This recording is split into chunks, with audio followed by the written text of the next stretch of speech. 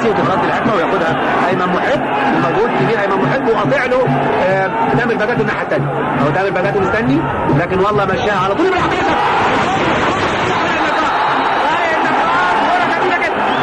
كرة جميلة جدا.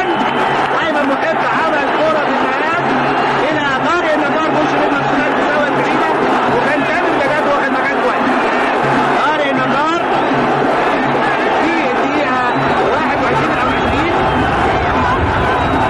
بيجيب جول جميل جدا للمنصورة. الدقيقة 20 وادي جماهير المنصورة طبعا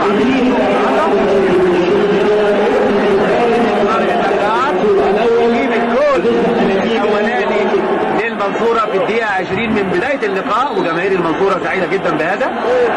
طبعا بيبقى المسؤولين عن كرة القدم ومشجعي ومتابعي كرة القدم بيسعدوا جدا لما بيلاقوا اكثر من فريق خطوطه متناسقة ومجهوده كبير، ودي حاجة كلها تخدم منتخبنا الوطني ان شاء الله.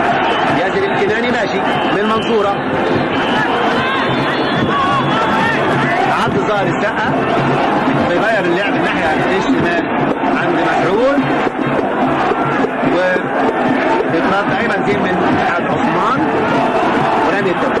رمي التماس هيلعبها محمد بدوي، لعبها بسرعة الى نمرة 14 ميدو خليل فتح الله، وبيغير اللعب الناحية الثانية الى حسام عبد العزيز الباك الشمال لاتحاد عثمان. سعيد سعد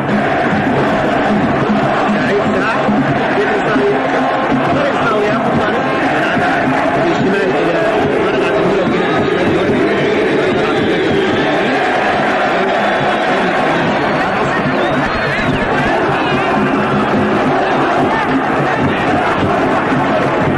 سعيد سعد نمرة 11 يلعبها ايمن زين وياخد ثاني سعيد، وغير اللعبه الناحيه الثانيه عند طارق الصاوي مطول وعبد الحميد وبدوي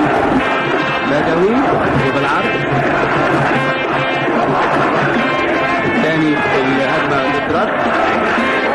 والمنصوره مره ثانيه ايمن محب، مجهود كبير وتناسق هايل بين ايمن محب وتامر بجاته وطارق النجار. طارق النجار لاعب خط الوسط في الكره اللي فاتت جري وعمل مجهود كويس وجاب جول جميل جدا.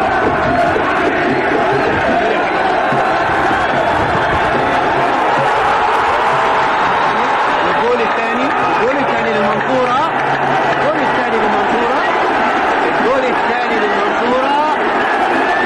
جميلة جدا مرة ثانية اهو.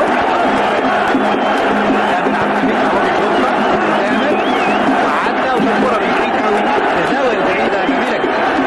تامر عبد الحميد يجيب الجول الثاني للمنصورة في الدقيقة 23. في الدقيقة 22 الشوط الأول يحرز تامر عبد الحميد والمذيع التحليلي للاستاد القاهرة بيعلن عن الهدف الثاني. جول للمنصورة وتامر عبد الحميد.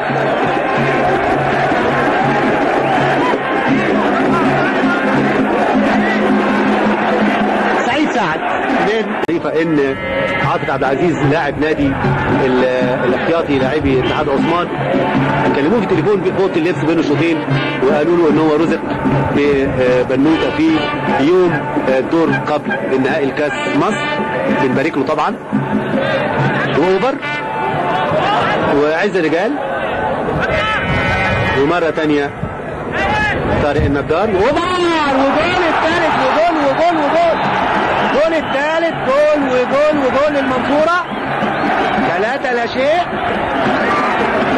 شيء.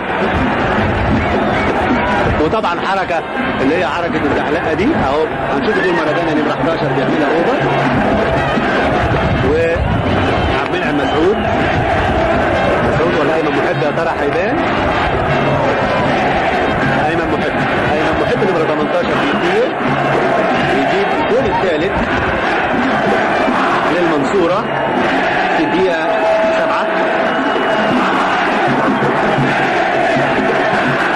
في الدقيقة 7 الشوط الثاني يحرز ايمن محب الهدف الثاني. المذيع الداخلي لاستاد القاهرة بيعلن عن الهدف ايمن محب اللي احرزه في الدقيقة الدقيقة 7 من الشوط الثاني عشان يتقدم المنصورة ب3 أهداف نظيفة. ومرة ثانية عبد المنعم مسعود وطارق النجار بيلم ويرجع ورا بدوي هتنفذ وبالعرض عاطف عبد العزيز وعاطف وجول لحاطف.